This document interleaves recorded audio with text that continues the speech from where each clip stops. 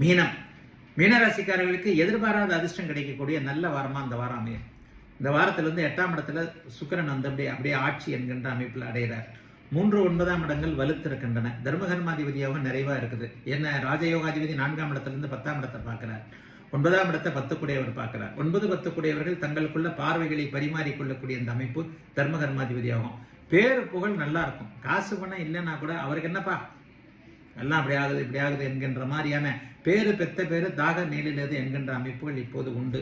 7ஆம் இடத்துல இப்ப 6ஆம் அதிபதி இருக்கிறது. மனைவியால் கணவனால் கடன் வாங்கக்கூடிய அமைப்புகள், கடன் வாங்க தேவையான அமைப்புகள், மனைவிக்கு இது வாங்கி கொடுக்கணும், கணவனுக்கு இது வாங்கி கொடுக்கணும் அப்படின்றதுக்காக, அல்லது கணவனால் கடன் படக்கூடிய அமைப்பு, மனைவியால் கடன் படக்கூடிய அமைப்பு, இந்த மாதிரியான மனைவிக்கு கடன், மனைவியால் கடன், கணவனுக்கு கடன், கணவனால் கடன் என்பது போன்ற அமைப்புகள் இப்போது மீனராசிக்காரர்களுக்கு இந்த ஒரு மாசத்துல கண்டிப்பா நடக்கும். அதற்கான அச்சாரம் போடுகின்ற முதல் வாரமாக இந்த வாரம் இருக்கும். மற்றபடி பயணங்கள் இருக்கும். 8ஆம் இடம் வந்து சிறு குறு பயணத்தை குறிக்கக்கூடிய ஒரு அமைப்பு. ஆகவே தமிழ்நாட்டிற்குள்ளேயே அல்லது நீங்கள் எந்த ஊர்ல எந்த நாட்டில் இருக்கிறீங்களோ அங்கேயே ஒரு 100 கிலோமீட்டர் 50 கிலோமீட்டருக்குள்ள பயணங்கள் இந்த வாரம் ஏற்பட்டு அந்த பயணங்களின் மூலமான எதிர்பாராத நன்மைகள் இருக்கக்கூடிய அமைப்புகள் உண்டு. 2ஆம் இடத்தை சுக்கிரன் பார்க்கிறது. எதிர்பாராத லாபங்கள் போன்றவைகளை ரொம்ப நாளா எதிர்பார்த்துக்கிட்டு இருந்த ஒரு விஷயம் டக்குன்னு இன்றைக்கு முடியக்கூடிய எதிர்பாராத அதிர்ஷ்டங்கள் கிடைக்கக்கூடிய அமைப்பு.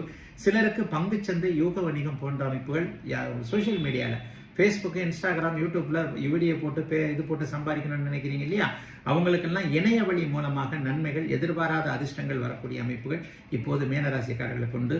பணம் வரும், கொஞ்சம் பத்திரமா அதை பிடிச்சு வச்சுக்கோங்க. ஏன்னா அடுத்து உங்களுக்கு ஜென்மச்சனி வரப்போகிறது. இப்போது விரயச்சனி நடந்து கொண்டிருக்கிறது.